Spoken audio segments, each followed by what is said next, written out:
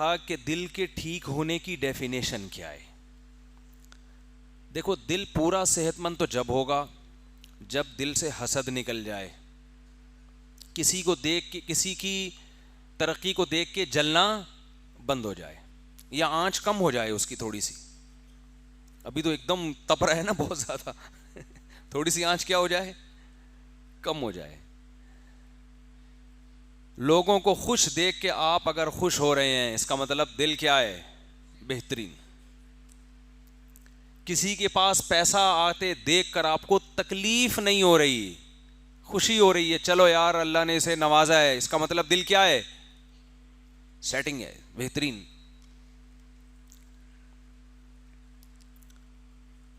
دل میں برداشت ہے, ایک دم بوکھلاہٹ کا شکار نہیں ہو جاتا, اس کا مطلب بولو صحیح کام کر رہے. تکبر نہ ہو دل کے اندر, بڑائی نہ ہو, تواضع ہو, انکساری ہو. کسی غریب کو دیکھ کر آپ اپنے آپ کو برتر نہ سمجھیں, اپنی نیکیوں پہ ناز نہ ہو, فخر نہ ہو.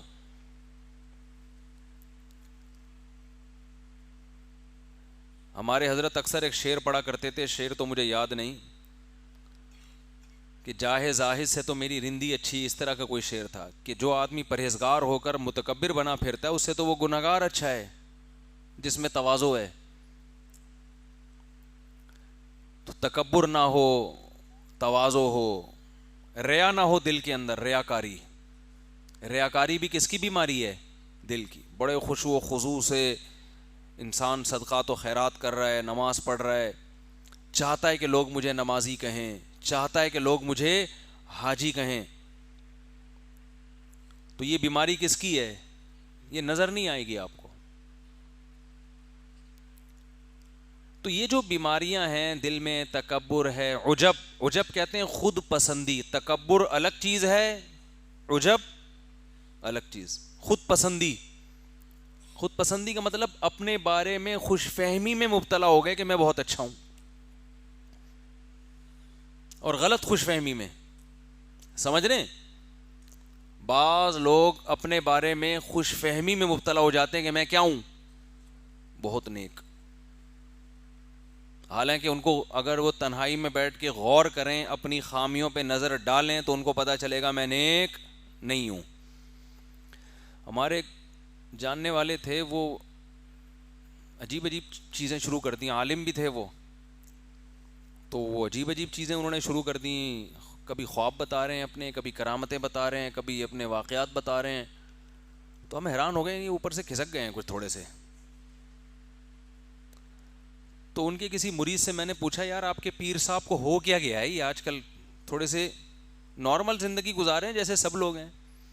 وہ کہتے ہیں کچھ بھی نہیں ہے, اصل میں مجھے ایسا لگتا ہے میرے پیر صاحب کو یہ وہم ہو گیا ہے کہ میں بہت نیک ہوں. یعنی اپنے پیر کے بارے میں وہ بھی بیزار آ گئے تھے اپنے پیر صاحب سے. کہہ رہے ہیں میرے پیر صاحب کا قصور نہیں ہے, مجھے ایسے لگتا ہے میرے پیر صاحب کو اپنے بارے میں یہ وہم ہو گیا ہے کہ میں بہت, یعنی پیر صاحب بہت بولو نیک ہیں. میں نے کہا بڑا ٹائٹ تجزیہ کیا. کہہ رہے ہیں ان کا قصور نہیں ہے. بھائی ہو جاتا ہے انسان کو کبھی وہم ہو جاتا ہے, کہ جیسے ایک آدمی کو وہم ہو گیا کہ میں بندر ہوں, ڈاکٹر کے پاس گیا کہ ڈاکٹر صاحب مجھے وہم ہو گیا کہ میں بندر ہوں, میرا علاج کرو. ڈاکٹر نے کہا پنکھے سے نیچے اترے گا تو علاج کروں گا نا. اوپر چڑھ کے بیٹھا ہوا تھا پنکھے پہ, لٹکا ہوا تھا. ٹھیک ٹھیک. تو وہم, اب تو اس کو تو وہم ہو گیا نا بندر ہوں, تو وہ بیچارہ کیا کر رہا ہے, بندر کی طرح کبھی ادھر جا رہا ہے, کبھی ادھر لٹک رہا ہے, کبھی ادھر گھوم رہا ہے. ہمارے حضرت کے بڑے بھائی کی طبیعت میں بڑا مزاح تھا, تو ایک دن ایک آدمی آیا, اس کو یہ وہم ہو گیا کہ میں گدھا ہوں. یہ وہم کے مریض عجیب عجیب ہوتے ہیں, اللہ بچائے اس بیماری سے. اس نے ڈاکٹروں کی بھی جان کو عذاب آ گیا تھا. وہ ڈاکٹر سے کہتا مجھے وہم ہے کہ میں گدھا ہوں, کبھی ادھر جا رہا ہے, کبھی ادھر جا رہا ہے. ہمارے حضرت کے بڑے بھائی کے پاس آیا کہ مجھے وہم ہو گیا کہ میں گدھا ہوں. تو انہوں نے کہا جب یہ وہم کیا ہو پیچھے ہاتھ لگا کے دیکھا کرو دم ہے یا نہیں ہے. اگر دم ہے تو واقعی گدھے ہو, دم نہیں ہے تو گدھے نہیں. اس کے بعد سے وہ الحمدللہ نہیں آیا. تو جیسے بعض لوگوں کو یہ وہم ہو جاتا ہے کہ میں گدھا ہوں, بعض لوگوں کو یہ وہم ہو جاتا ہے کہ میں نے طلاقیں دے دی ہیں بیوی کو, حالانکہ نہیں دی ہوتی. یہ بھی بڑا وہم ہے, ہو سکتا ہے دے دی ہوں, خام خام میں بیٹھا ہوا ہے پاگلوں کی طرح. بعض لوگوں کو یہ وہم ہو جاتا ہے کہ میں نے 25 دفعہ وضو کیا مگر پھر بھی کوئی جگہ خشک رہ گئی ہوگی. ایسے ہی عین ممکن ہے اور یہ حقیقت ہے کہ بعض لوگوں کو یہ وہم ہو جاتا ہے کہ میں بہت نیک ہوں. بعض کو تو خود سے ہو جاتا ہے, شیطان کراتا ہے, بعض لوگوں کو لوگ کروا دیتے ہیں یہ وہم کہ آپ بہت نیک ہیں. لوگ تعریفیں کر کر کے نا یہ وہم دل میں ڈال دیتے ہیں کہ آپ کیا ہیں, بہت نیک. لوگوں کی باتیں سننے کا نا انسان کے لاشعور پہ بہت گہرا اثر ہوتا ہے, چاہے 100% یقین ہو کہ یہ جھوٹ بول رہا ہے. جب آپ جھوٹ سنتے ہو نا بار بار بار بار بار بار, تو اس جھوٹ کو آپ سچ سمجھنا شروع کر دے. تو یہ انسان کی نیچر ہے. وہ مشہور واقعہ ہے نا, ایک آدمی سے کسی نے آ کے کہا کہ تو یہاں بیٹھا ہوا ہے, گاؤں میں تیری بیوی بیوہ ہو گئی ہے. تو اس نے کہا میں جب بیٹھا ہوا ہوں تو میری بیوی بیوہ کیسے ہو گئی. دوسرے نے آ کے کہا یار تو یہاں بیٹھا ہوا کپڑے دھو رہا ہے دھوبی گھاٹ پہ, تیری بیوی کیا ہو گئی ہے, بیوہ ہو گئی ہے, وہاں رونا دھونا بچھا ہوا ہے. اس نے کہا یار پہلی دفعہ میں تو جس سختی سے رد کیا, دوسری دفعہ میں تھوڑا سا نرم, کہ نہیں بھائی ایسا کیسے ہو سکتا ہے, میں جب ہوں تو میری بیوی کہاں سے بیوہ ہو گئی. 8 10 25 30 آدمیوں نے جب آ کے 1 by 1 بتایا تو یہ گھر بھاگتا ہوا جا رہا ہے. لوگوں نے کہا خیریت, کہہ رہے یار میری بیوی بیوہ ہو گئی ہے, مجھے اس کا غم ہے. لوگوں نے کہا کمبخت تو جب زندہ ہے تو تیری بیوی کیسے بیوہ ہو گئی. کہہ رہے سمجھ میں تو نہیں آ رہا, لیکن اتنے سارے لوگ ایک بات کہہ رہے ہیں تو کچھ تو ہوا ہے, کچھ تو ہوا ہے. تو آپ سوچو کہ جو بات آپ کے اگینسٹ جا رہی ہے وہ بار بار سن سن کے وہم ہوتا ہے کہ سچ کہہ رہے ہیں, تو جو آپ کے فیور میں جا رہی ہے اس میں تو پہلی دفعہ میں یقین ہو جاتا ہے کہ سچ کہہ رہی ہے. ہمارے والد صاحب اللہ ان کی مغفرت فرمائے ایک واقعہ سنائے کرتے تھے کہ ایک بدعتی مولوی جو تھے نا, بدعتی مولوی بیمار ہو گیا بیچارہ. اب لوگ مختلف, وہ سنتا بھی اونچا. اب کوئی آ کے کہہ رہا ہے کہ بھائی ان مولانا صاحب کو انار کا جوس پلاؤ, کوئی مشورہ دے رہا ہے ان کو انگور کا رس پلاؤ, کوئی کیا کہہ رہا ہے, کوئی کیا کہہ رہا ہے. ایک نے آہستہ سے کہا ان کو دودھ جلیبی کھلاؤ, تو فوراً ایک دم آنکھیں کھول کے کہہ رہے ہیں اس کی تو سنو کیا کہہ رہی ہے, اس کی تو سنو. لوگ حیران کہ اتنا زور زور سے بولنے والوں کا سنائی دے نہیں رہا, اور اس نے آہستہ سے بولا ہے, فوراً کہہ رہے ہیں اس کی بھی تو سنو کیا کہہ رہی ہے. دودھ جلیبی اب تو کھانا چھوڑ دی لوگوں نے.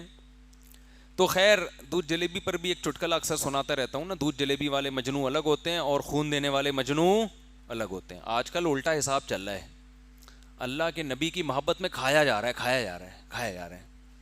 ہمارے حضرت ایک واقعہ سناتے تھے, بہت دفعہ سنایا ہے, نئے لوگ بھی آتے ہیں, کہ ایک لیلا مجنو کے قصے تو مشہور ہیں نا.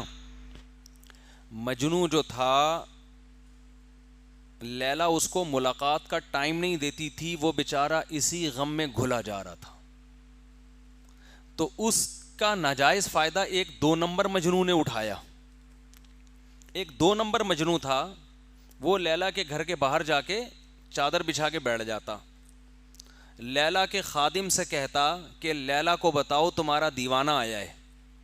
اب پہلے زمانے میں یہ آزادیاں نہیں تھی کہ لیلا اپنے مجنو سے جب چاہے جہاں چاہ کے ڈیٹنگ پوائنٹ بنا لے. کوئی رکاوٹیں تھیں, ابا کی, بھائی کی, یہ ساری رکاوٹیں.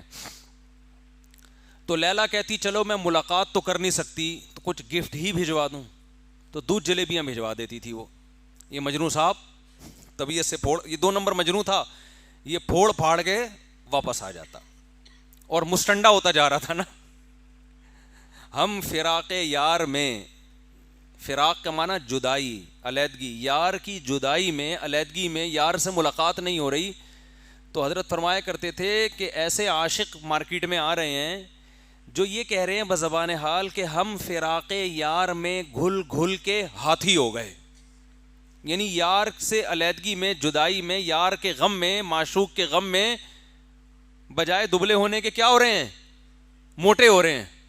آج کل اس قسم کے عاشق مارکیٹ میں آ رہے ہیں, اتنے گھلے رستم کے ساتھی ہو گئے, رستم پہلوان جیسے بن گئے ہم. تو آپ نبی کے عاشقوں کو بھی دیکھ لو, اللہ کے عاشقوں کو بھی دیکھ لو, بزرگوں کے عاشقوں کو بھی دیکھ لو, بجائے غم میں پتلے ہونے کے پھیلتے جا رہے ہیں. اور کھانے سے, ایک تو قدرتی طور پر لوگوں کا جسم بھاری ہوتا ہے, وہ تو اللہ کی طرف سے. صحابہ میں بھی بعض بہت بھاری جسم کے تھے, بعض دبلے, محدثین میں بھی, یہ تو قدرت کی طرف سے ہے. لیکن ایک موٹاپا وہ ہے جو پھوڑنے پھاڑنے کی وجہ سے ہو رہا ہو, ایک پھوڑنا وہ ہے جو دنیا کے لیے ہو, اور ایک پھوڑنا وہ ہے جس پہ لیبل اللہ رسول کی محبت کا لگا ہوا ہو. بتاؤ یہ دوسرا پھوڑنا زیادہ خراب ہے کہ نہیں ہے؟ محبوب کی محبت میں کھائے جا رہا ہے. ارے محبت میں تو بھوک لگنا بند ہو جاتی ہے. کہ آج کل مارکیٹ میں جس قسم کے نبی کے عاشق آ رہے ہیں, آپ ان کی خوراک دیکھو یار, کھائے جا رہے ہیں. پھر کھانے پینے کے اتنے دھندے. اسلام میں تو کھانے کے 3 موقع ہیں, ایک عید الفطر پہ کھاؤ, ایک عید الاضحیٰ پہ کھاؤ, ایک ولیمے پہ کھاؤ, اور ایک عقیقے پہ کھا لو. چار مواقع ہیں, عقیقے پہ, عید الاضحیٰ پہ, عید الفطر پہ, اور ولیمے پہ. یہ 4 موقع ہیں کھانے کے اسلام میں. اس کے علاوہ بھوکا رہنا سنت ہے, فاقے سنت ہیں, روزے رکھنا سنت ہے. نبی پیر اور جمعرات کا روزہ رکھتے, ایام 20 کا روزہ رکھتے, اور بعض دفعہ حدیث میں آتے ہیں, امی عائشہ فرماتی ہیں بغیر دن کے تعین کے رکھتے چلے جاتے. اتنے رکھتے کہ ایسا لگے گا کہ آپ ہمیشہ روزہ ہی رکھیں گے. پھر چھوڑنا شروع کرتے تو ایسا لگتا کہ آپ اب روزہ دوبارہ نہیں رکھیں گے, پھر رکھنا شروع کر دیتے. اور جب روزے چھوڑتے بھی تھے تو اتنا کھاتے نہیں تھے جتنا ہم کھاتے ہیں. ناشتے کا اس دور میں تصور نہیں تھا. دوپہر کا کھانا ہوتا تھا 11:30-12 بجے, یہی ناشتہ, یہی کھانا. اس کے بعد قیلولہ کرتے تھے, اس کے بعد مغرب کے بعد رات کا کھانا کھاتے تھے. سمجھتے ہو کہ نہیں سمجھتے؟ یہ 2 ٹائم. اور یہ بھی ہمارے نبی کا معمول نہیں تھا. ہمارے نبی کا معمول 1 ٹائم, ایک وقت فاقہ اور ایک وقت کھانا. اور یہ بھی نہیں پتا ہوتا تھا کس وقت فاقہ ہوگا. گھر میں آتے امی عائشہ سے پوچھتے کچھ کھانے کو ہے. ہم جب آتے ہیں تو ہم یہ نہیں پوچھتے کچھ کھانے کو ہے, ہم کہتے کیا کھانے کو ہے, ہمارے مطلب کی چیزیں تو کھائیں گے, نہیں تو کچھ باہر سے منگوائیں گے. کھانا ضرور ہے, آج اچھا نہیں پکا تو چلو نہیں کھانا, یہ نہیں ہو سکتا. ہمارے مطلب کا نہیں پکا تو اب باہر سے آئے گا. پیزا آرڈر کرو بھائی. کھا بھی کیا رہے ہیں یار, برگر, جو چیز جس شکل کی ہوتی ہے نا ماہرین کہتے ہیں کہ قدرت نے نا میسج دیا ہوا ہے, جیسے اخروٹ بادام جیسا ہوتا ہے, دماغ جیسا ہوتا ہے, تو اس میں اللہ نے میسج دیا ہے کہ یہ کھاؤ گے تو ڈائریکٹ کھا کر کے کہاں لگے گا؟ دماغ. اور واقعی بادام آنکھ جیسا ہوتا ہے, بادام آنکھ کے لیے مفید ہے. تو ایک اللہ نے ایک پیغام دیا ہوا ہوتا ہے بہت سے پھلوں کے اندر, بہت سی چیزوں کے اندر. تو برگر کس جیسا ہوتا ہے؟ برگر جیسا ہوتا ہے. تو برگر کھاؤ گے کیسے بن جاؤ گے؟ برگر جیسا. پراٹھے کھاؤ گے کیسے بنو گے؟ پراٹھے کو چبانا مشکل کام ہے. تو برگر کھاؤ گے تو برگر جیسے ہو جائے گا, جیسے برگر فیملیاں دیکھی ہوں گی آپ نے, جتنا دباؤ دبتا چلا جائے گا, کوئی ریزسٹنس ہے ہی نہیں. تو ہمارے نبی گھر آ کے امی عائشہ سے پوچھتے ہے کہ نہیں ہے کچھ کھانے کو, تو وہ بتاتی ہے تو کھا لیتے, فرماتی نہیں ہے تو اکثر پھر روزے کی نیت کر لیتے کہ چلو بھائی شام تک تو ویسے ہی کچھ نہیں ہے تو روزے کا ثواب کیوں ضائع کریں بھائی. آج دیندار ہونا اور کھانا یہ لازم اور ملزوم ہے. حضرت شیخ الحدیث مولانا زکریا رحمۃ اللہ علیہ سے کسی نے پوچھا کہ حضرت کھانے کے بعد میٹھا تو سنت ہے. انہوں نے کہا کھانا کھانا ہی سنت نہیں ہے, فاقے کرنا سنت ہے. اور ایک چیز کھایا کرتے تھے نبی صلی اللہ علیہ وسلم, کھجور ہے تو صرف کھجور, اسی سے سیر ہونا ہے. یہ نہیں کہ کھجور میں مکھن جیسے ہم لوگ کر رہے ہوتے ہیں, ملائی ملا کے مکھن ملا کے. روٹی ہے تو صرف روٹی, ایک خوراک. دودھ تو صرف دودھ سے, آپ تجربہ کر کے دیکھیں, کبھی شدید بھوک لگی ہو, صرف دودھ سے پیٹ بھریں, بہت مزہ آئے گا. دودھ جزو بدن بنے گا. یہ جو آج کل دودھ پی کے بھی کیلشیم کی کمی پوری نہیں ہو رہی, اس لیے کہ دودھ سے پہلے 2 پراٹھے کھا چکا ہوتا ہے, اس کے بعد کیلشیم کے لیے کیا پی رہا ہوتا ہے؟ دودھ. وہ دودھ پریشان ہوتا ہے کہ جگہ کدھر بناؤں میں, ساری جگہیں تو ڈبل روٹی اور انڈوں نے لے لی ہے, میرے لیے تو کوئی اسپیس چھوڑی نہیں ہے اس نے, تو تباہی کرے گا, وہ دھماکے سے پھٹے گا. تو شدید بھوک کی حالت میں جب بھوک لگی رہی, ہمارے نبی نے کیا پیا ہے؟ دودھ. اور آپ کر کے دیکھیں یہ کام, شدید بھوک جب لگے تو آپ صرف کھجوریں کھائیں, آپ کو نقصان نہیں دیں گی, طاقت آئے گی, توانائی آئے گی باڈی میں. نبی صلی اللہ علیہ وسلم کے سامنے ایک روایت میں آتا ہے دودھ میں شہد ڈال کے پیش کیا گیا, آپ نے منع کر دیا پینے سے. علماء نے اس کی وجہ بیان کی ہے, یہ وجہ نہیں کہ یہ نقصان دہ ہے, یہ وجہ کہ آپ نے دنیا سے بے رغبتی اختیار کی, گویا اس کو گویا عیش و عشرت سمجھا کہ 2 لذتیں ایک ساتھ. شہد بھی اور جائز ہے, پی سکتے ہیں, کوئی گناہ نہیں ہے. بہت سے صحابہ پیتے ہوں گے, نبی نے منع نہیں کیا ان کو, جنہوں نے ایسی زندگی رکھی جیسے مالداروں کی ہوتی ہے, لیکن ہمارے نبی نے پسند نہیں کیا. اور اس میں ایک نقطہ بھی ہے کہ جب آپ کسی چیز کو کسی دوسری چیز سے ملاتے ہیں نا, تو اس کا وہ سارا فارمولا ہی چینج ہو جاتا ہے. بھائی شہد ویسے ہی کھا لو یار, وہ خود ایک کمبینیشن ہے مختلف چیزوں کا, دودھ خود ایک کمبینیشن ہے, مرکب ہے بہت ساری چیزوں کا. اتنی 20 چیزیں ملا کے ملغوبہ بنا کے کیا کر رہے ہوتے ہیں؟ کھا رہے ہوتے ہیں. لگتا پھر کچھ بھی نہیں ہے باڈی کو. خیر, تو ہم فراق یار میں گھل گھل کے ہاتھی ہو گئے, اتنے گھلے رستم کے ساتھی ہو گئے.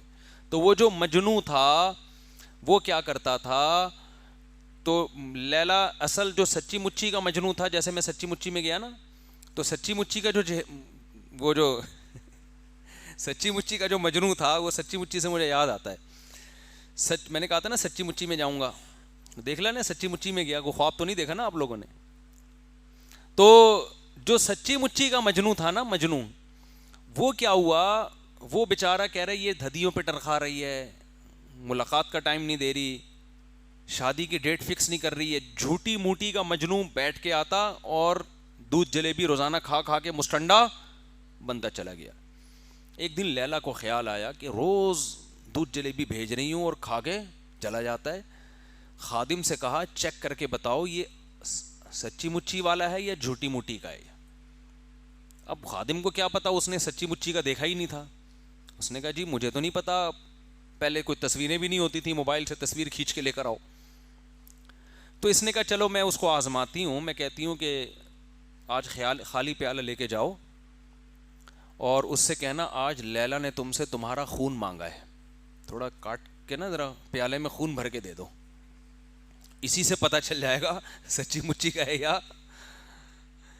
تو جب وہ خادم خالی پیالہ لے کے آئے نا, تو مجنوں کے تو ہوش اڑ گئے, کیا ہو گیا بھئی یہ جلیبی کہاں ہے اس میں. اس نے کہا لیلا نے آج تم سے تمہارا خون مانگا ہے. تو کہتے ہیں ہم جلیبی کھانے والے مجنوں ہیں, خون دینے والا وہ بیٹھا ہوا ہے. سمجھ رہے ہو, خون دینے والا. آج آپ حقیقی عاشقین کو دیکھنا چاہو تو آپ دنیا میں سروے کر کے دیکھ سکتے ہو کہ خون دینے والے کون اور جلیبی کھانے والے, بولو, یہ پتہ چل جائے گا. خون دینے والے الگ ہیں, جلیبیاں کھانے والے الگ ہی ہوتے. خیر, تو بات یہ چل رہی تھی کہ دل کو حسد سے پاک کرنا, دل کو تکبر سے پاک کرنا, دل کو ریاکاری سے پاک کرنا, دل کو عجب, خود پسندی پہ بات چل رہی تھی کہ اپنے بارے میں یہ وہم ہو جاتا ہے کہ میں کیا ہوں, نیک. اور یہ وہم اس لیے ہو رہا ہے کہ میں نے نبی کے نام پہ آج تک کوئی دعوت مس نہیں کی, میں کتنا نیک ہوں. کیا خیال ہے بھائی, جب مجھے کنڈوں پہ بلایا گیا میں کنڈے کھانے گیا. میں نے آج تک نبی کے نام پہ کوئی کھانا مس نہیں کی. جب مجھے تیجے پہ بلایا گیا سب سے پہلے میں گیا ہوں, اور مرحوم کے نام پہ میں نے 8 لیگ پیس کھائے ہیں. لاتیں کھائی ہیں, لاتیں. ہمارے ایک دوست جو ہے نا مرغی کی لیگ پیس کو لاتوں سے تعبیر کرتے. ابھی ہمارا سفر تھا نا تو ان کو لیگ پیس چاہیے ہوتے تھے, وہ مرغی کی لیگ پیس بڑے شوق سے کھاتے ہیں. تو مجھے کہنے لگے یار مجھے لاتیں چاہیے. خیریت. تو وہاں ہوٹل پہ جا کے بھی بھائی 4 لاتیں لے آؤ. ہم نے کہا ایسا نہ ہو کوئی لاتیں مارنا شروع کر دے یہاں پہ. تو نبی کے نام پہ مرغی کے لیگ پیس, چیسٹ اور بکروں کے پٹ بہت شوق سے چانپیں کھائی جاتی ہیں. تو وہم ہو جاتا ہے کہ میں کیا ہوں, نیک. انسان جب کسی دوسرے کے منہ سے اپنی تعریف سنتا ہے اسے 100% یقین بھی ہو کہ یہ غلط بول رہا ہے, لیکن اسے یہ وہم ہونے لگتا ہے کہ یہ سچ بول رہا ہے. واقعی میں تو ایسا ہوں. لوگوں کی تعریفیں لوگوں کے منہ سے سن کے کبھی کسی خوش فہمی میں مبتلا نہ ہو. انسان اپنے عیبوں سے غافل ہو جاتا ہے.